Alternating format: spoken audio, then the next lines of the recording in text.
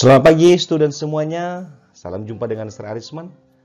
Kita hari ini masih melanjutkan pembelajaran yang lalu dan tetap semangat, harus jaga kesehatan ya. Kita tetap masih di bab 5, gereja dan dunia. Lalu kita masuk pada bagian B, hubungan gereja dan dunia ya. Nah, bagaimana gereja dan dunia? Bagaimana kita sebagai anggota umat beriman dan bagaimana kita ada di dunia ini. Nah, untuk itu, mari kita awali pembelajaran ini dengan doa. Dalam nama Bapa dan Putra dan Roh Kudus. Amin. Allah Bapa di surga, terima kasih atas berkat dan penyelenggaraanmu bagi kami. Waktu yang indah ini untuk belajar memahami kehendak-Mu. Pada kesempatan ini kami akan belajar tentang hubungan antara gereja dan dunia. Berkatilah kami agar mampu menjadi saluran berkat di tengah masyarakat, membawa api cinta-Mu bagi sesama, demi Yesus Kristus Tuhan dan Juru Selamat kami. Amin. Dalam nama Bapa, Putra, dan Roh Kudus. Amin. Nah, setelah kita mengawali dengan doa, maka sekarang kita masuk pada bagian yang pertama, ya. Bagaimana keterbukaan gereja terhadap dunia. Nah, jadi kesannya begini. Ada banyak yang menganggap bahwa dulu-dulunya gereja Katolik ini agak tertutup. Ada kesannya eksklusifisme, ya, menutup diri. Maka pada suatu saat, ya, seorang paus akhirnya melakukan tindakan simbolik, ya. Dia membuka jendela-jendela Vatikan sehingga pandangan ke depan tidak terganggu dan juga udara segar bisa masuk. Nah, sebenarnya apa yang dilakukan oleh paus ini sangat luas pesan simboliknya, bahwa gereja merangkul seluruh dunia dan juga terbuka atas masukan dunia terhadap perbaikan dan kemajuan gereja. Maka tentu kalau kita lihat dunia, ya, berarti kita juga harus melihat bahwa ada otonomi dunia. Tetapi disitulah gereja mencoba memberikan sumbangan kehadirannya di dalam dunia. Nah, untuk itu kita coba mendalami bagaimana hubungan gereja dan dunia. Nah, maka pada perjalanan waktu, pandangan terhadap dunia ini, ya, mengalami sedikit pergeseran atau perkembangan, ya, mulai dari sebelum Konsili Vatikan II hingga sesudah Konsili Vatikan kedua. Maka boleh dilihat, ya, sebelum Konsili Vatikan kedua, dunia ini dipandang negatif dan berbahaya. Nah, ini ada banyak teks kitab suci yang secara parsial, ya, terpisah-pisah dibaca, ya. Boleh kita lihat 1 Yohanes 2:15 ayat 6 sampai 16. Janganlah kamu mengasihi dunia dan apa yang ada di dalamnya. Jikalau orang mengasihi dunia, maka kasih akan Bapa tidak ada di dalam orang itu. Sebab semua yang ada di dalam dunia, yaitu keinginan daging dan keinginan mata, serta keangkuhan hidup, bukanlah berasal dari Bapa, melainkan dari dunia. Ini satu kutipan kitab suci. Ya, tentu dunia ini seperti negatif.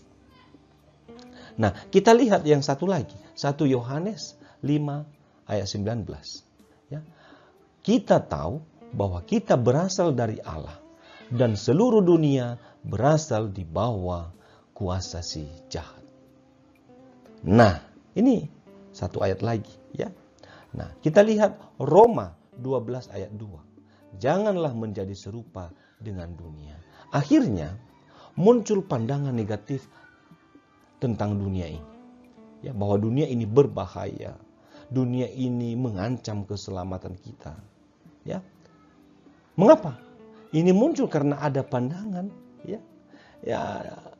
yang dangkal menafsirkan teks-teks di atas. Padahal harusnya kalau mau menafsirkan kitab suci, tidak boleh sepenggal, tidak boleh satu bagian kecil. Dia harus secara menyeluruh, ya. Sehingga mendapat pesan yang lebih umum, yang lebih dalam, dan itu menyangkut pesan dari Tuhan sendiri. Nah, sesudah Konsili Vatikan kedua, dunia dipandang jauh lebih positif.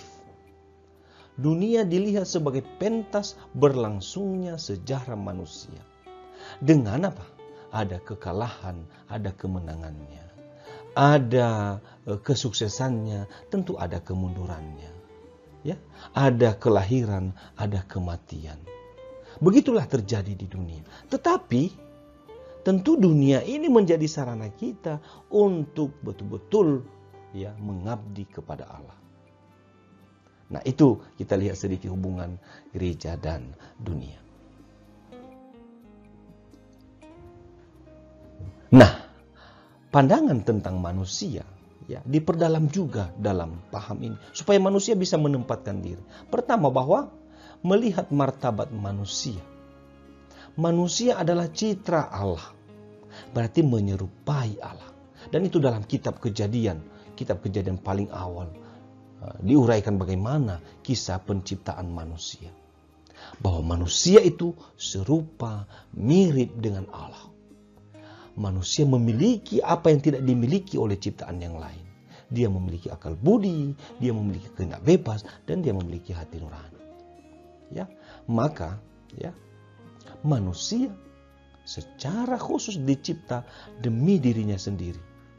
Dan itu keunggulan manusia dibanding ciptaan lain. Karena ciptaan lain dicipta untuk manusia. Ya. Nah, kalau kita lihat ya yang berikutnya tentang masyarakat manusia, maka ya boleh dikatakan manusia itu membentuk satu keluarga. Ya, satu keluarga dengan jiwa persaudaraan. Itu ditekankan dalam Gaudium et Spes artikel 24. Ya. Satu keluarga dengan jiwa persaudaraan. Bahwa kita sebenarnya satu. Ya. Mau agama apa, mau suku apa. Satu keluarga dengan jiwa persaudaraan. Persaudaraan. Ya, fraternity. Ya. Makanya di dalam gereja Katolik sering seorang yang calon pastor itu disebut frater. Ya. Frater, saudara. Ya. Nah, maka tentu dengan adanya kesadaran akan martabatnya, dia tahu bahwa ada orang lain di sampingnya. Maka manusia juga memiliki usaha dan karya. Nah, manusia harus sadar bahwa dia sebagai rekan kerja Tuhan. Rekannya. Berarti manusia harus terus mencocokkan ya panggilan hidupnya kepada kehendak Tuhan. Manusia dipanggil menyempurnakan bumi dan dirinya sendiri. Maka tentu harus bijak ya dengan kemajuan ilmiah, dengan teknik yang dicipta oleh manusia sendiri. Jangan sampai manusia salah. Karena begitu canggih otak manusia, akhirnya melalaikan kehendak Tuhan. Nah, ini dia. Jadi martabat manusia, masyarakat manusia, dan apa usaha atau karya manusia sendiri. Ya, nah, kita lihat misi dan tugas gereja dalam dunia. Nah, sebenarnya jelas bahwa misi dan tugas ya, gereja dalam dunia ini adalah mewartakan kerajaan Allah. Kerajaan Allah ini adalah visi dan misi Yesus hadir di dunia ini. Dengan dia memanggil kita, maka kita harus meneruskan karya Yesus itu. Mewartakan kerajaan Allah dimanapun kita berada. Membawa kabar gembira bagi dunia. Dunia memiliki kecemasan yang luar biasa.